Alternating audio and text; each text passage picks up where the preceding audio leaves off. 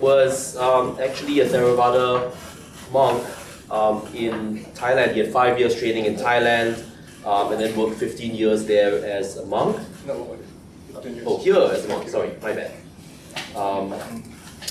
Following which he did self-study of philosophy, sociology, as well as the psychology of Buddhism. From 2002 to 2012, he taught Sutta classes at the NUS Buddhist Society, and he's also a Dhamma teacher at the Mining Center, which he founded in 2006.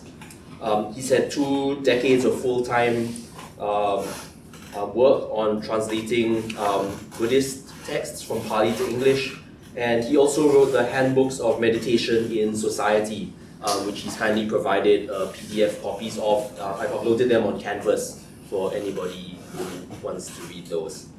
They're available for free. So yeah, it's a great pleasure to have Piya here today to answer some of your questions. I've chosen some questions to kickstart us off, but if anyone has any follow-ups or anything else, please feel free to jump in. So I've kind of lumped these into 3 three topics. So a number of you had some, I guess, philosophical queries. So first of all, someone asks, is there a place for identity in the practice of mindfulness, keeping in mind the significance of Buddhist concepts like emptiness and impermanence? So if there's no inherent or independent origin of phenomena, and everything's interdependent and transient, so even the breaths we rely on for our bodies and the environment and so on, how do we define our notions of the self, our place, and our existence in this realm? So are there any facets of our being that we can ever mindfully hold on to? Okay, I love this question. It's very, very thoughtful. Now, my area of purview is early Buddhism. Okay, so I don't deal with other Buddhism. Early Buddhism itself is very complicated already, and most of the research scientists, research psychologists, they would focus on early Buddhism. Because you got to start there. If you don't know Buddhism, you will know the roots of the other forms of Buddhism. Okay, so it's good to start with Buddhism. And early Buddhism has got a huge vocabulary of psychology, which even the many Buddhists do not know what they mean. They're very profound. And believe me, with your command of modern psychology, you can better understand those teachings. And this is what's happening now. This is very exciting for me anyway, to know psychology and to look at the Buddhist text again and say, wow, this is what the Buddha is actually saying. It's pointing to something which the people those days did not see. And today we see it. You see?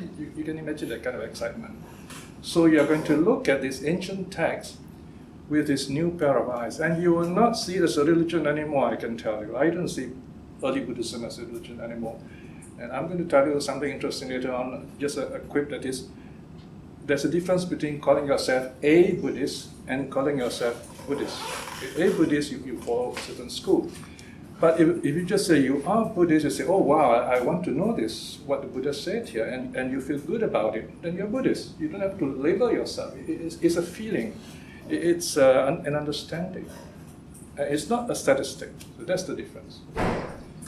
So what does early Buddhism reject? This idea of self, okay, called atta or atman in Sanskrit. Atta is the Pali word. What the Buddha is against is to have this idea we are fixed. That's it, that's how we are. We are born poor and that's our karma. So that's a fixed idea. Or I'm bad and I can't help myself. That's a fixed notion. Okay? That's what we do not want. Okay? So that's what we have to reject. That's the idea of this people identifying with this, you see? And that's what you see in many of your clients with their problem. They identify with this. Right? If they identify themselves as an artist or a basketball player, whatever, that's okay. It's fun, you see? But when we are talking about a bad kind of identification, something that has a kind of a negative impact on this person, all right? Another thing about this, getting stuck with an idea, that's what I am, I'm it, is you stop growing, right? So A very common statement the Buddha will make sometimes in the whole sutta, the whole scripture, the whole text, what we're going to study next Friday, in fact. It's called the Maha Asapura Sutta.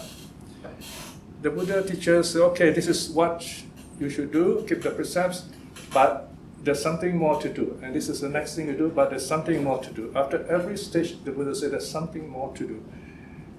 The Pali word here is sati uttaring karaniya. Karaniya or karaniya.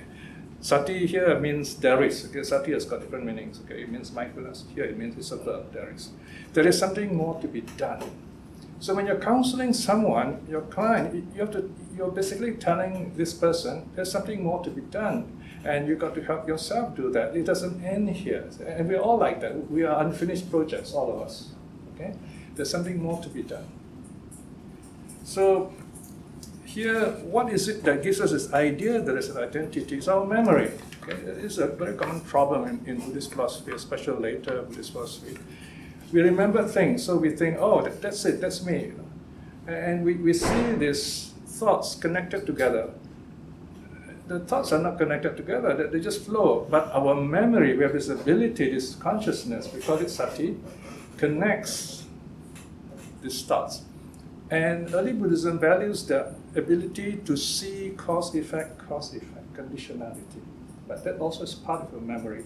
And what's the word, Buddhist word for memory? Can you remember? Anyone? Sati.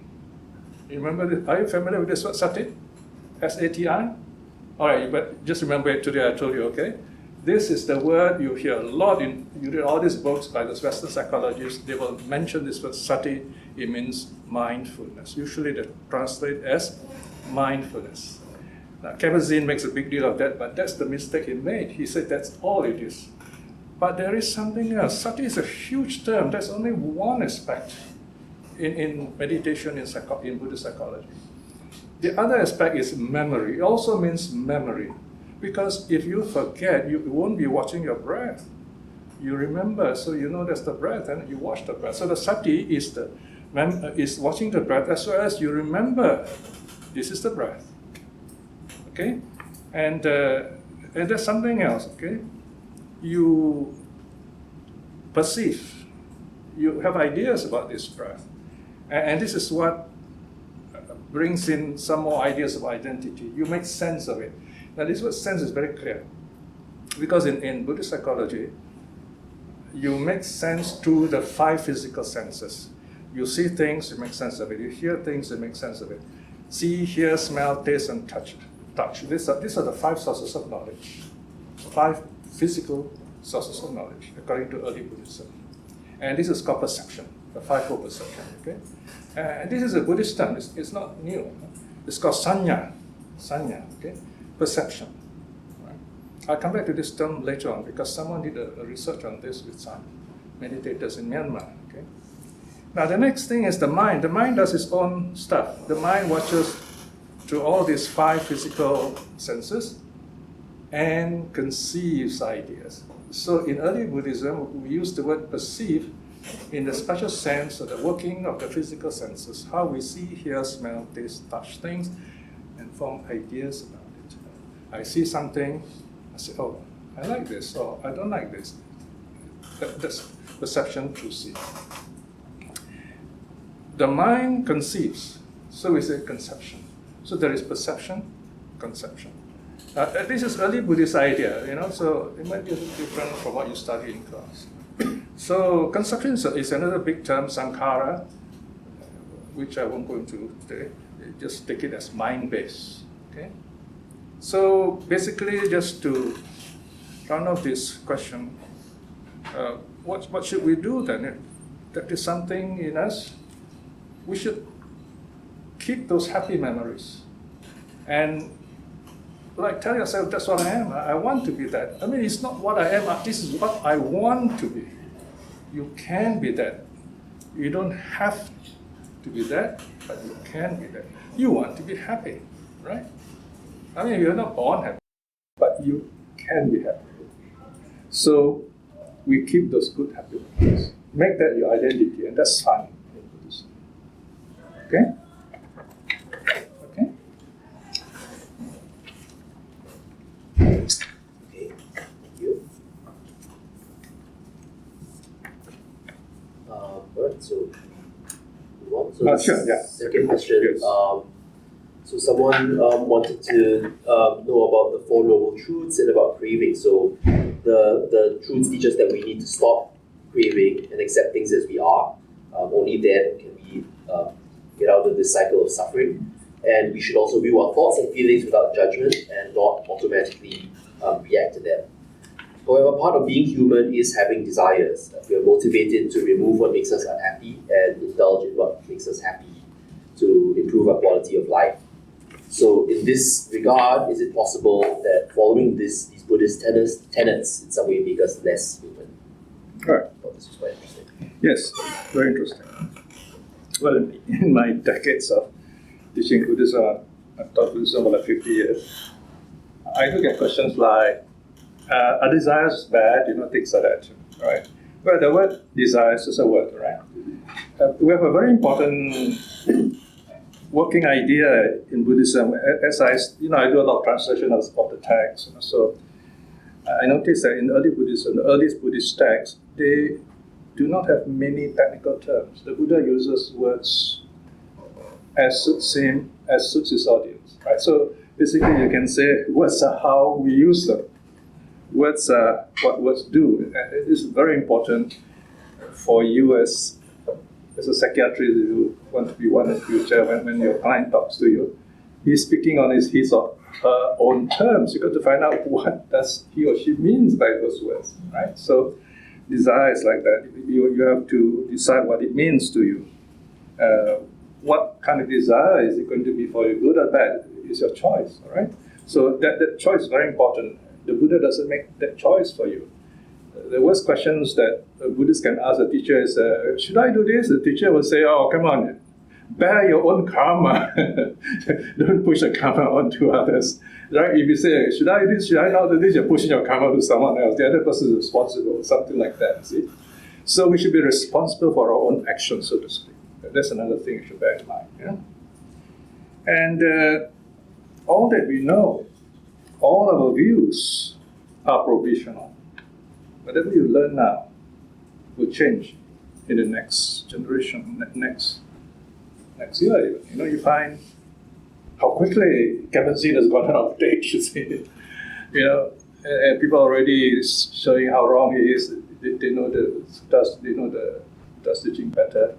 And you have really amazing psychologists and scientists doing new studies today. And the same thing with learning in general in the university. Even for myself, as practicing Buddhist for more than 50 years, I find I have to change my views. Views are always provisional. They are not eternal truth, so they have to change. And in fact, as a Buddhist, you finally give up all views. The Buddha gives up all views. He's free from all views. That's the meaning of awakening. So that's another thing, quite big. We have a lot of views, and that's what's causing us all the problems. All our issues come from, we think like this, we think like that. Someone's thinking about me like this, and then we get caught up with all this, right? But in the end, you find we are very happy, none of this matter anyway. You see how views work on us, right? So views have a purpose, learning has a purpose, but that purpose is limited to certain situations. You've got to know what those situations are. So the idea is, in a sense, not to judge, and yet to analyze. Okay? To judge means to make a final decision on something which you're not sure about, which you're not fully experienced it. So here you have to analyze it. And so we have this term called yoniso manasikara. Yoniso means to go right down to the source. What is it? What is its nature? Everything is impermanent. I'm oversimplifying it, okay? Everything is impermanent. Very soon you'll be graduating, right? It's over just like that, overnight, okay? And then consideration, you look at it carefully. So we're not just mindful of something, sati, we are also aware of it. We are fully aware. So there are the two terms, mindfulness and awareness. They are a pair. They always go together. Okay? So you have sati, and the other word is sampajanya. Sampajanya. Okay? Circumspection is not the translation. So, for example, when doing your meditation just now, whenever you bring your mind to the breath, that is mindfulness. When you keep it there and you notice this peacefulness, that is awareness. So they work together. They are aspects of the same mind. It's just we use different terms to know how our mind works. Okay? So what we have to let go of is, we know, okay, this is bad desire, and I'm going to let go of it. Now, this year, I'm kind of celebrating my 20th anniversary doing Sutta translation work, and also coming to teach Buddhism in this campus. I'll be giving a 20th anniversary talk next week to the Buddhist Society here. So in the last, I've written 6 volumes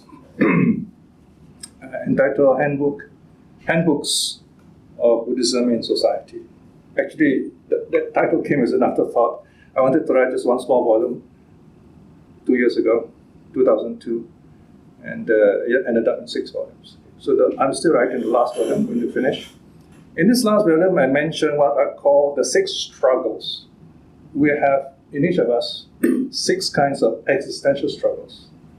Basically, they're called the divine struggle, the demon struggle, human struggle, animal struggle, ghost struggle, hellish struggle. Now, these 6 struggles represent the 6 realms according to Buddhist mythology. But if you psychologize, you're talking in Buddhist, modern Buddhist psychology, all these 6 realms, these 6 kinds of beings are inside us, how we behave. Very quickly, for example, the divine struggle, the gods, so they are enduring bliss, radiance, but they're deluded thinking that they're living forever, and so on. So this is the delusion of the rich and powerful. They think, oh, I can do what I like, and so on. And then suddenly they realize, wow, it's not true, right? So they struggle with that. Then there is the anti-gods, the titans. This is called the asuras in Pali mythology. So they're called the fallen gods. They tend to be very exploitative and nasty. They're like the nasty bosses you wish you would not meet once you graduate, So they're always looking for victims to remind them they're powerful. So this is another struggle. Okay? They do not know that they're having that struggle. So you go on like this. Then the human struggle is the best, because we struggle to know things. We struggle to know ourselves. We have the reflexive consciousness, right? And then there's the animal struggle. Animal struggle, they go in cycles. They just get up, look for food, mate, and then fight, and then die. It's a very cyclic life. There are a lot of people doing that, and sadly we depend on them. There are those people who just live a routine life. Then there is the ghost struggle, the preta. These are people who are really addicted. They keep on looking for that one thing, just money or power or sex and so on, and they're never satisfied with it. That's why they keep looking for it. This is called the cyclic or the ghost struggle. And then you have the hellish struggle.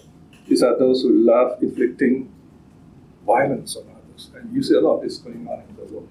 So these are the 6 struggles if I have to deal with, and these are, in a sense, based on desire too. All right? So I'm just mentioning this quickly just to make you think about this. All right. Okay, so maybe just to zoom in a little bit more on what this student is asking.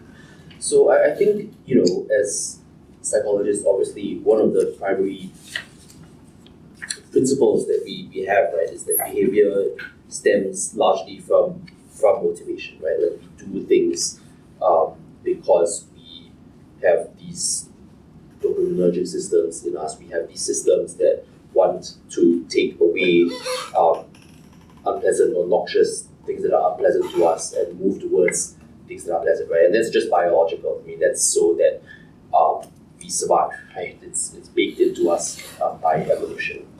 And I think that motivation, as we understand through biology, is not overlapping with this idea of what the Buddha says is craving or tanha, right? So the craving is more of an elaboration of the motivation rather than the motivation itself. Am I understanding that correctly?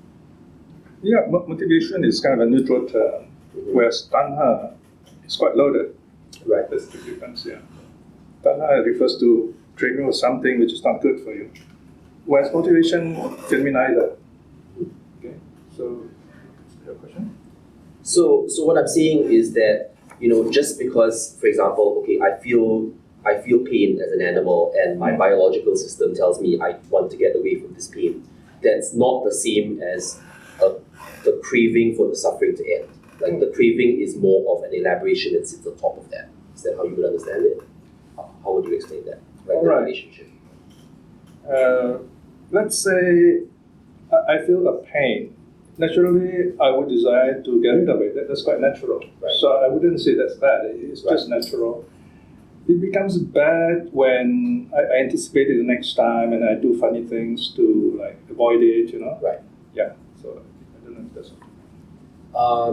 that's sort of along the lines of what I was getting at. So I think that's what this person is asking. Like, I don't think Buddhist teachings would say that we are supposed to deny our biology or deny our humanity. I think that it's that we have this higher sense of self that sits on top of this biology, that sits on top of this humanity that we can act on. Right. And that is where we want to eliminate the craving, because that's what we have control of. That reminds me of the Four Noble Truths, what you say. See, the first Noble Truth simply means we're not perfect. There's always something missing, there's always this pain. You sit too long with pain, you stand too long with pain, you lie down too long with pain. It's always there, so we have to shift our posture, things like that. See? So this is normal. So this is the norm, the Four Noble Truths. So there is this pain. So the Buddha is not talking about this physical pain. You can easily deal with that, you see. He's talking about this, we can say, existential kind of pain. There's something in our head that keeps telling us you want to do something which is not really good for you, right? Something like conquering the world or killing thousands of people and not really thinking about what you're doing. You see? So that kind of thing would be bad. You see? So in other words, we should know what is it that is causing us that pain. You've got to find out. That's number 2, second Noble Truth. And what the Buddha is saying, if there is a cause, let's start with number 1. If there is this situation, pain, there must be a cause. If there is a cause, then number 3, there must be an ending. He is a very logical man, is it? And then work to get to that end. So these are the Four Noble Truths, basically. It's a problem-solving schema. Okay?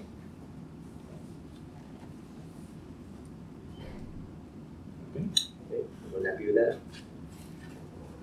All right. Next question. The Buddhist definition of mindfulness involves noticing without judgment and interpretation. Does remembering that you were being mindful or knowing that you were being mindful count as interpretation in and of itself? So if so, wouldn't that mean that mindfulness is unable to be measured by any form of self-awareness?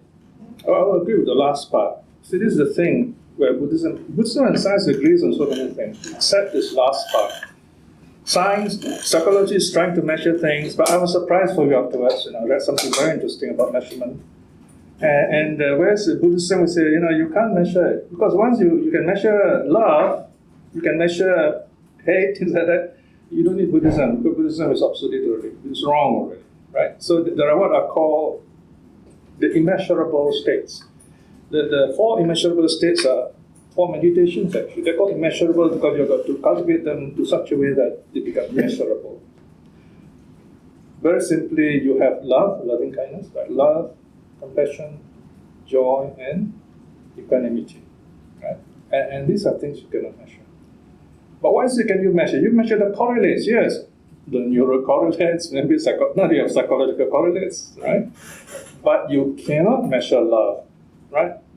You can write poems, yeah. So people write poems, that's why you have the humanities of arts, You can't measure love, okay? So here, the opening part is also interesting about mindfulness, and you're knowing you're mindful. This is called reflexive consciousness. Reflexive consciousness is what makes us human. And this is very important. It's the ability to reflect. You know you are mindful. And you say, oops, I'm mindful in the wrong way. And that's very useful. So that there is this reflexiveness, which is important. Right? And this makes us human. The ability to think, to adjust our thinking, and so on. The next thing we should know is that whatever we remember is all constructed. they don't 100% exactly reflect the past. You'll be surprised, they're very different from what actually happened. We have really forgotten the past and we've constructed this new approach. We have edited it. Okay, so this memory is constructed. That is why in Buddhism we are reminded, don't live in the past. The only reality is the present. We'll come to this again later. So there is mindfulness and there is awareness. These two aspects also. You are aware of something and then you're aware of it again. That's the second word, awareness. So there is this three-dimensional aspect actually. Mindfulness, awareness, and then you act on it. Right?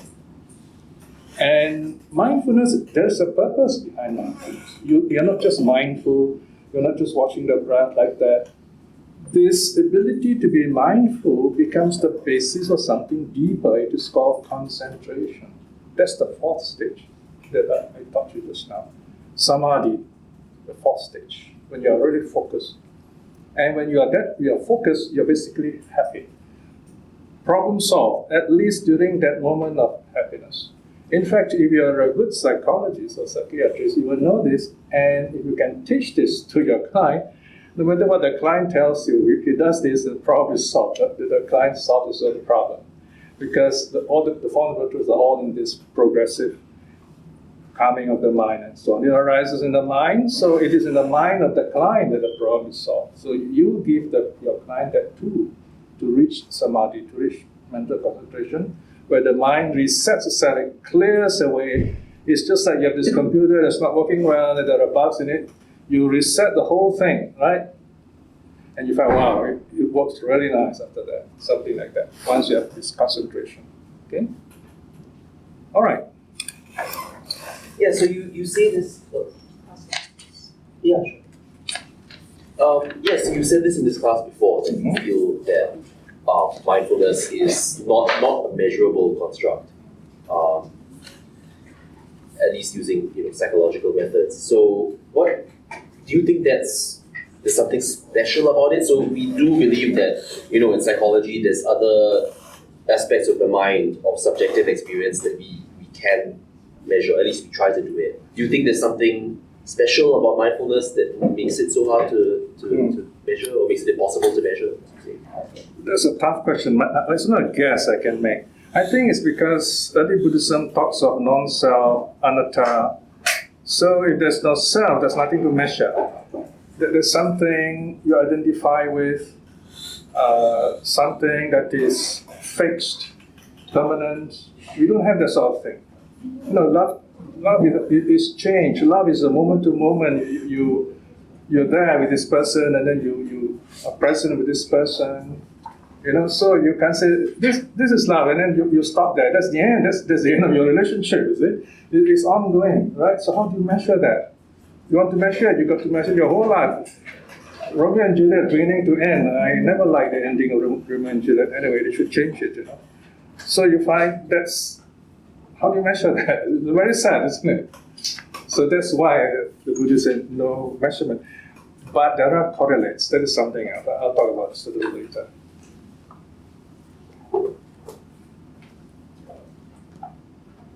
Any reactions to that?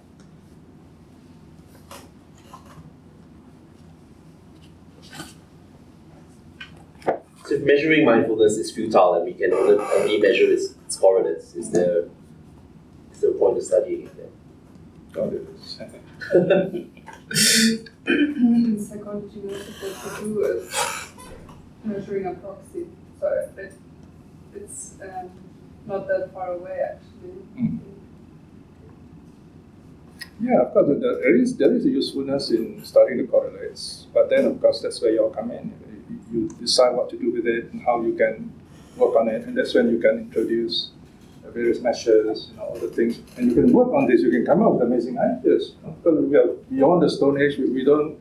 Religion was much of religion today is still superstitious. So you can come up with this amazing new approach to the mind, and this is what I look forward to. All right. So moving on to the next topic, there were a couple of questions about teaching meditation and mindfulness. So first, is it important for non-believers of Buddhism to learn more about Buddhism or values such as compassion before engaging in mindfulness practice? How are we able to engage in respectful practice of mindfulness without trying to discredit the religious or philosophical underpinnings and avoid cultural appropriation and misrepresentation? Okay, let's see. What number is the question? Oh, okay. I think this one, right? Practitioners understand. No, that's not it.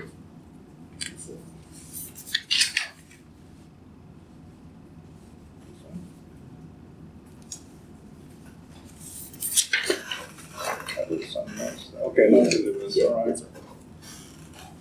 Okay, here's where I used to love saying this. We get the Buddhism we deserve. We get the Buddhism we deserve. So be very careful what you ask for. You're going to get it. See? So you don't say, okay, I'm going to find out what Buddhism is. You're going to get what you want. You know? You're going to read what you like, and you're going to push away what you don't like, and that's your Buddhism. There is no the Buddhism. You know? Yeah, we can say Buddha's Buddhism, but I'm still trying to find out what it is. There are Buddhist texts, yes, but the texts don't speak for themselves. You have to read them. You know? So that is why I say, don't call yourself a Buddhist. That's just a statistic, a number, but be Buddhist. In that sense, it doesn't matter what religion you are. Anyone can be a Buddhist. You find that almost many people I know in different religions do meditate, for example, and they don't kind of say a Buddhist. So it's just labels, right? So you don't have to be a Buddhist to do Buddhist meditation, but you must be compassionate. To be compassionate doesn't mean you must be religious. They're quite different things, right? Be kind, be generous. Those are human qualities, right? So you don't have to bring in Buddhism even in this case. But Buddhism speaks it very well in that sense. Buddhism doesn't try to own it. Its own thing is not there. So you find that when people study religion nowadays, they often appropriate it. The whole study of Buddhism, you find since Buddhism of India, there's a lot of appropriation and editing and plagiarizing, and they change over time. People in Japan, they say, oh, they've got a new Buddha there, who's Japanese, and so on. So what we want is, what is it that helps us? So those are the qualities we're looking for as Buddhists and as psychologists. Right?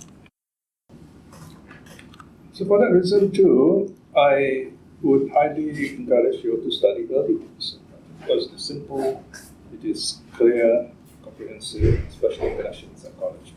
Okay? If I miss out anything, just let me know.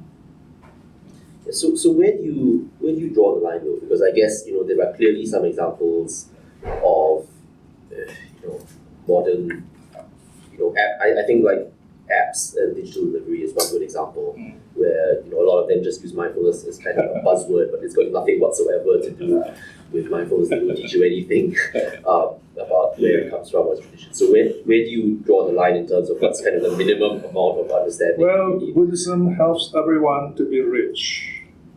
You want to be a rich psychiatrist, be a Buddhist one. Okay? Well, up to you to take how seriously it is. The thing is, who draws the line? It is a big question, It's up to you, really, your conscience. We have scholars who spend their whole career attacking Buddhism, and then you have the other group attacking this scholar. This scholar is very happy because by doing that, they write papers and become relevant and they get paid. And then they retire and weed the garden, But for us, for me as a practicing Buddhist, I'd be very happy to read a paper by a really respectful scholar who's very serious about Buddhism, and he writes very carefully. And there are many British scholars who have done amazing writings about these deeper aspects of Buddhism. So it's a choice you all make. It's a choice you make. I can't tell you, no one can tell you, do this. So you got to find out what's right, what's wrong. And it will come to you. The question is whether you accept it or not. This is the problem, see? So my encouragement to you is please accept it when you know it is right. I think there's a time in Kabat-Zinn's mind he knew what was right, what was wrong. He knew he should not teach the army meditation. But he did it because a lot of power and money there, you see. And the Buddhists were up in arms again. because he did that. So he became suddenly very powerful, and Buddhism can make you very powerful once you deal with the mind. So be very careful. You can't reach that level where you say, oh, it doesn't matter anymore. It does matter, because history will remember you. How do you want to be remembered? Maybe it's not important to you, but it's important for the future. Right? So I'm writing these 6 volumes for the posterity, for the future. So this is one thing probably the lecturer won't tell you, because morality is not in the syllabus, right? But I always tell my Buddhist class, I say, look, you are going to be graduates, you're going to do well once you graduate, but please remember the Buddhist precept of taking the not given. Do not take the not given. I mean, you have all this amazing career, and you make this stupid blunder as a lawyer. You think running away with 40 million or 50 million is great, you run to Thailand. What kind of life do you have? You're living a ghost life, you see. So don't take the demand. And I can tell you that kind of advice is going to be very useful for you in time to come. Okay? So that's just sideline, all right?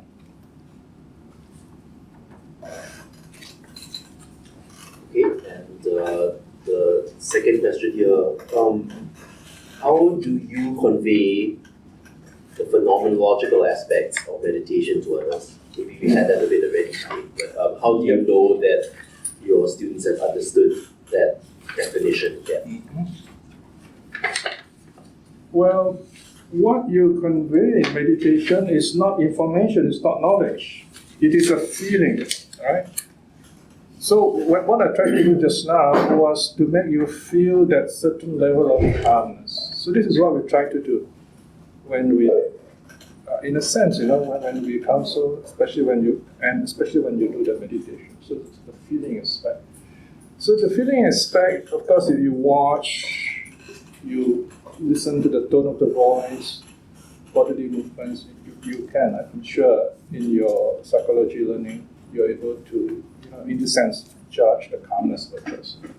So as long as you translate this feeling, ultimately you got to come to this level of counseling, where you help this person to calm, to be happy. The purpose is to be happy. In the end, the solution, the idea of seeing a shrink is not to solve problems, is to go beyond that, is to be happy, right? So that quantum leap is very important. It's about feeling. And that you can watch, the person will tell you, oh, I'm very happy. Once the person says that, you have done it. You feel very good. Isn't it? Won't you feel good if your client tells you, I feel very happy now, right? That's what we want to hear. Okay. So, I mean, scholars and practitioners have written in great detail about their personal second person experience of meditation and like their growth and the change in their consciousness through doing it. Do you teach any or a lot of that? Meditation? A lot of the knowledge that we have about how meditation changes the mind now is from practitioners who have done this and taken very detailed records of like their own experience. So do you try and teach that at all? During counseling sessions, yeah, we do, especially when they say I want to have counseling meditation. So that's what I used to do. And that's when I listen to whatever they have to tell me. And then I teach them how to, like let go of the thoughts, manage the thoughts, and then focus on joy, things like that.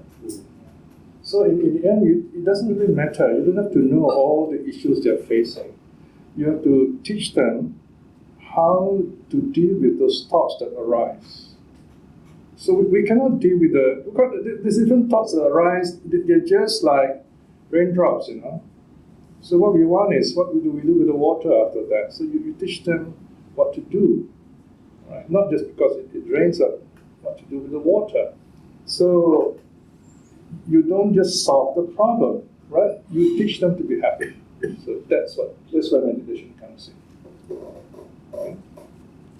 And I do a lot of that, yeah. Any other questions about teaching?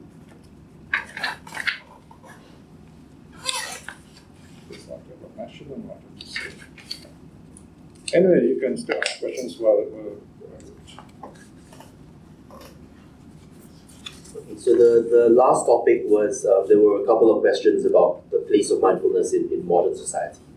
So Buddhist practitioners understand mindfulness through constant direct practice, and Western scientists understand it by trying to translate these practices into measurable variables. Newer and contemporary practitioners may have their own spin on mindfulness or may conflate it with simple meditation.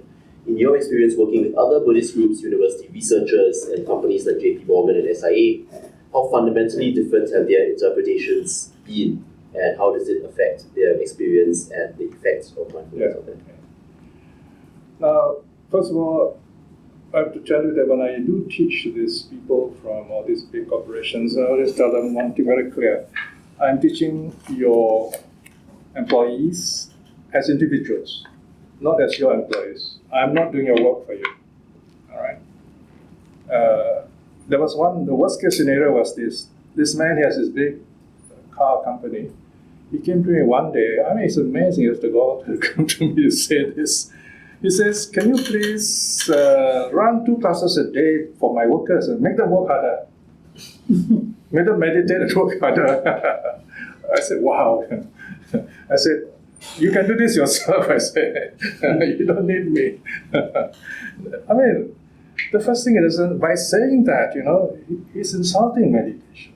That's not what meditation is for. And number 2, I don't know how he's, it's amazing how he looks at his workers, He thinks they're just machines. We don't do that in meditation. So when I go to all these groups, I teach them, just like I'm talking to you as human beings, that they are people, they have their worries and their problems. And it's a good feeling when we do that. Okay?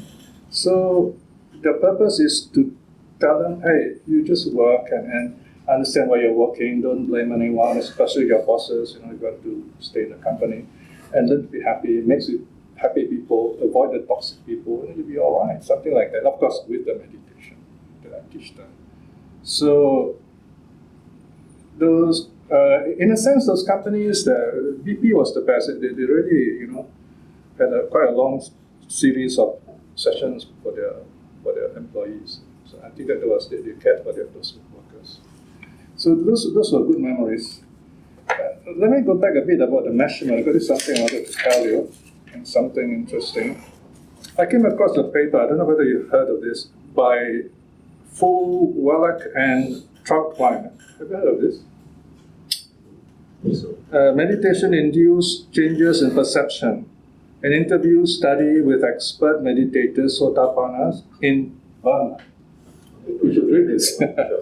Okay, and this is a qualitative, structured interview meditation. Because this group of people, I think the German scholars, they wanted to find out how do you define meditation in psychological terms.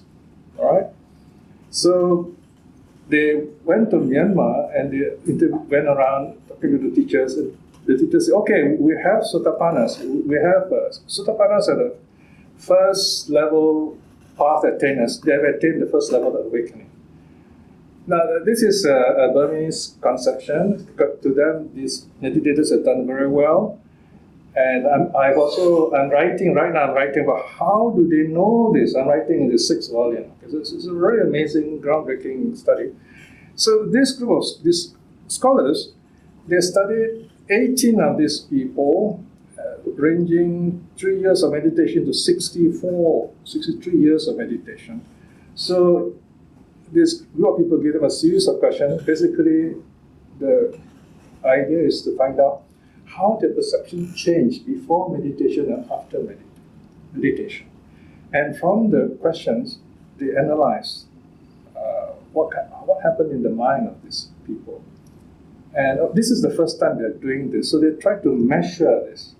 And they were discussing the difficulties they had. So the basic question they had was, how do we know that this feedback, this subjects gave, were culturally conditioned? Or it could be religiously conditioned. So that's one of those difficulties. Of course, I understood better because when I look at the Buddhist situation, it's very clear what's going on. See?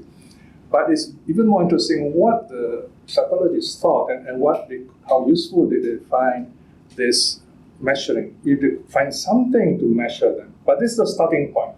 So if you ask me, when can you start measuring awakening? Well, the beginning here. But I don't know where they'll go from here. But this is a really good starting point to measure those who are serious meditators. This brings me to a very interesting point I've been wanting to tell you all these years. The best meditators, the best people to study meditation is you yourself. To study yourself. You are your own best experiments. Anyone disagree? It's how we learned a lot in these before empirical science. Yeah, I think this is the future.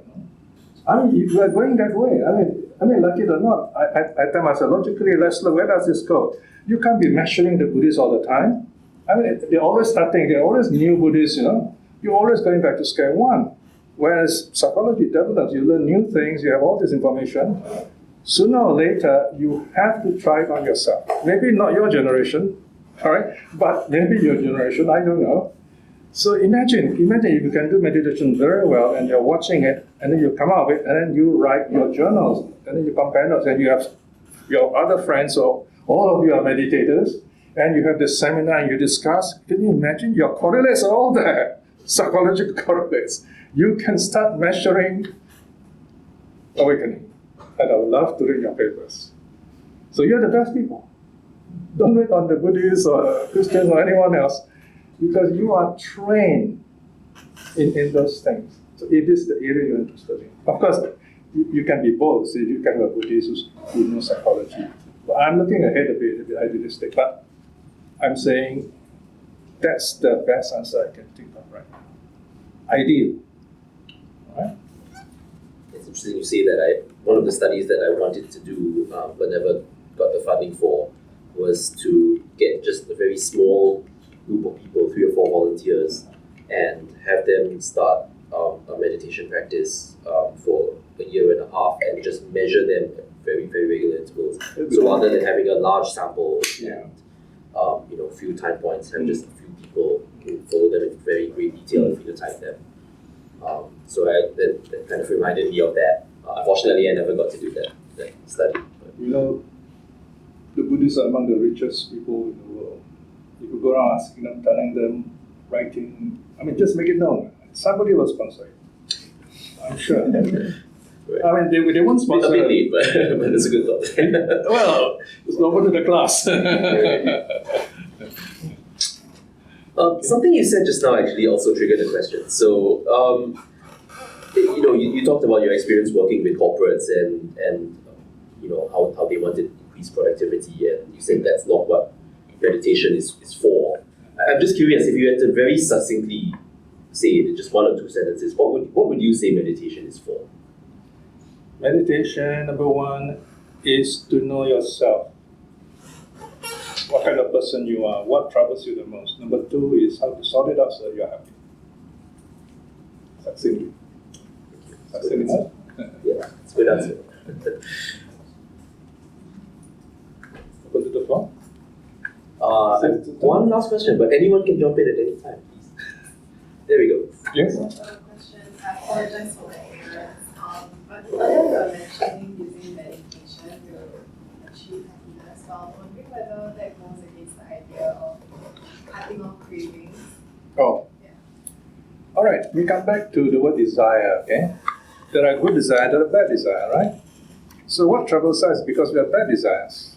So once you meditate, then you begin to know what really is important to you. You feel happy and you feel so good, you find you need less things that those people with a lot of craving want. That's the difference between needs and wants, you see. All right, so we're talking about, is this craving really good for you? Do you really need it? That sort of thing, you see. I know there are people, they're not like great traditional Buddhists, but they decide not to use any money. I read somewhere in the internet, and they live without money. It's amazing how they do it. And it is possible in Europe, I suppose. They exchange things and they work for other people. But they have this ideal, and they live like that. See? So I really admire them. I couldn't do that, but they could do it. See? So there are people who are willing to follow their dream, follow their ideals, things like that. So here we're talking about how to be happy by overcoming negative, I would say negative desires. Craving is negative desires. Yeah? So it's okay to have good desires. You have to help your neighbor is a good desire, is it? Right? You're kind to someone, it's a good desire. Yes? Okay, just like I talk about, let's say, the best people to see how much you like learn meditation and maybe do an experiment is to see, to measure ourselves and to see how much our perception change. And you have a seminar and then people talk about how their perception changed. So do you then, is there an assumption that there is commonality in like our change in perception? Therefore, that can give rise to some correlates that you might be able to see in the future. I wouldn't say uniformity, but yes, commonality. They're quite different terms, and we've got to know the difference. Commonality, yes. Uniformity, no. Okay, let me say this. I know many of those great Dhamma teachers in the West today who have started various well-known groups today, like the Spirit Rock in California. I went there once. And then in Massachusetts, the Dhamma Center there. They spend like 7 years in Asia. So when they're young and healthy, they come to Asia, spend 7 years to become monks in different centers wherever they know they're famous monks. They go to all those famous monks up to Korea. It's amazing. Right? Goldstein and I forgot what this guy's name is, but the Cornfield, yeah. So after 7 years, they went back to the US. They took a PhD. It's a great way to do PhD. And then they wrote books, Living Masters or Buddhism. So why not take the 7 years to do meditation, for example? So I'm saying that if you're really serious, this is what you can do. So you have savings, or go to Buddhist functions, talk to people, talk your dream. You got to tell them, and this networking grapevine will go, and you will reach people, and one day you'll get someone will come to you and say, hey, this millionaire wants to talk to you, okay? You see, these monks are publishing translations today, they're millionaires today. Of course, we don't talk publicly about this, except me. And you know why? Because when you look at the translation books, huge volumes, so you know how much you earn from one volume like that. And donated by Hershey Foundation, and almost every volume. And we are paying like $100 per book. Imagine how many percent goes to the author, right? So imagine, and you have monks with foundations. Foundations, mind you, I don't even have a proper savings myself. So what I'm saying is, there are these kind of people who will help you if they know what you're doing, if they know that you're doing good. Right? So just make it known, whatever you want to do. Go to the Buddhist meetings, tell people what you're doing. Buddhist meetings are very good for you to, to contact this kind of people. Yeah? You don't expect them to come to you, right? But you got to get them to know. And maybe write articles in magazines, Buddhist magazines. Okay, any other questions? One last question. Okay. I think probably on many people's minds. Mm-hmm. So mindfulness can be understood as being present in the moment, but we all know that Singapore is a fast-paced state where we're always required to think ahead and plan for the future. So, for example, can they get jobs after graduation? Mm-hmm. So, in that case, how do we balance between practicing mindfulness as a lifestyle or adopting it in their daily lives and planning for the future in order to stay relevant and competitive? I'll give very simple advice. Yeah. And the Buddha gives very simple advice. Yeah. The key idea to remember in this sort of situation is live the present. Live the present. Of course, this is really often repeated until we don't see the sense of it anymore. The present is all that we have, according to Buddhist psychology. That's all you have. That's the reality. The past is gone. Construction. Future will never happen. I used to say the future will never come. But now I understand when someone says the future never happens. Because when you notice, you may have plans now, when you reach the future, you find you change your mind anyway, right? So right now is all you have. And if you don't use that now well, don't expect too much from the future, right? So live your now well, make friends, know yourself, and understand yourself, then you are mindful. Okay? So basically, that's the meaning of doing your best. The Buddha has one little sutta. He says that if you have done your best and you find that all these things don't work, then step back and ask yourself one simple question: what do I do next? I mean, the Buddha is talking, he says, what do I do next? It's nothing magical, nothing philosophical. What do I do next? And this is what will help you. So these are very simple, basic, pragmatic answers. Right? So remember, live in the present. What do I do next? And this will help your mindful practice. Okay? Yeah, Longfellow has a lovely poem, The Builders. He talks about building a tower, and he says something like that. Build today, then strong and sure, with a firm and ample base, then ascending and secure shall tomorrow find its place. So I think that kind of captures the idea you're trying to see. That's perhaps lovely, really nicely. Okay, I'm out of questions here, but we have a few more minutes, so let's do it open. Well, this is your chance. I will meet you again, I think, for quite some time.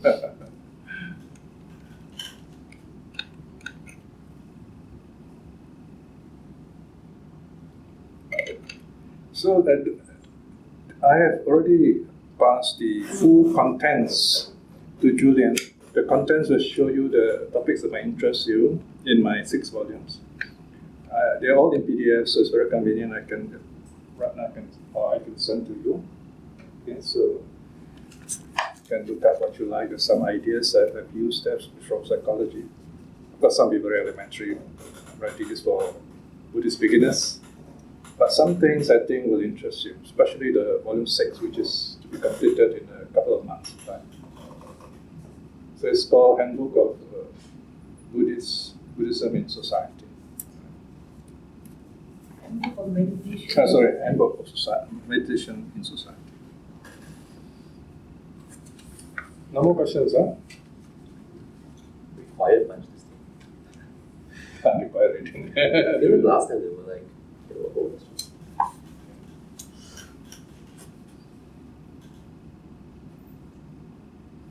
I'm just curious, how many of you intend to be a psychiatrist in the future? Any of you? Psychiatrists? would be clinical psychologists. Oh, clinical psychologists. I think when you go to med school. Oh, okay. Yeah. Right. That's good. So meditation will be very important to you, I think, also for your own health.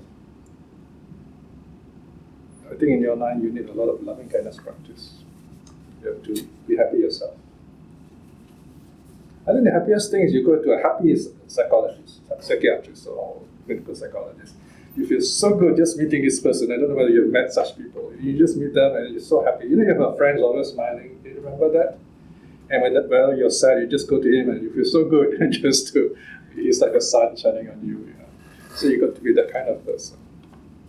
All that you know begins to fade into the background. It's what you know, but it's what you are that changes people. All right. So do your best and all the best for your future. You know? You're dealing with the mind, you know, so deal with your own first. You know? Right. If no other questions, let's thank Piya for his time. Thank you so much.